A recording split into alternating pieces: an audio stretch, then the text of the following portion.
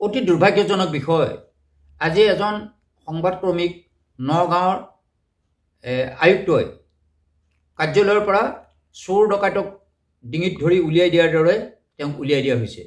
মাননীয় মুখ্যমন্ত্ৰী মহোদয়, আমি আপোনাক অনুৰোধ কৰিছোঁ যে বিশেষকৈ অসমৰ সংবাদকৰ্মীসকল অকল বাতৰি পৰিৱেশন কৰাটোৱে কাম নহয়। এটা ধৰ্ম আছে আমাৰ অসমৰ সংবাদকৰ্মীসকলৰ যে তেওঁলোকৰ কাৰ্যালয়ত কিছু লোকৰ অভাৱ অভিযোগ তেওঁলোকৰ নথিপত্ৰ সংগ্ৰহ কৰা পা বুলি আমাৰ সংবাদকৰ্মীসকলে দুখীয়া লোকক সহায় কৰি আহিছে।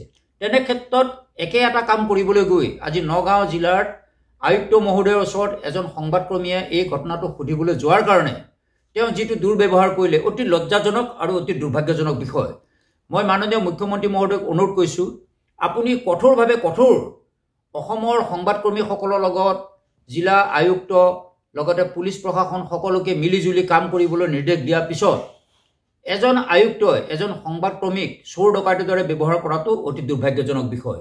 গতিকে মই অনুৰোধ কৰিম মাননীয় মুখ্যমন্ত্ৰীদেৱে অনতিপলমে নগাঁও জিলাৰ আয়ুক্তৰ ওপৰত আইনী ব্যৱস্থা গ্ৰহণ কৰিব লাগে।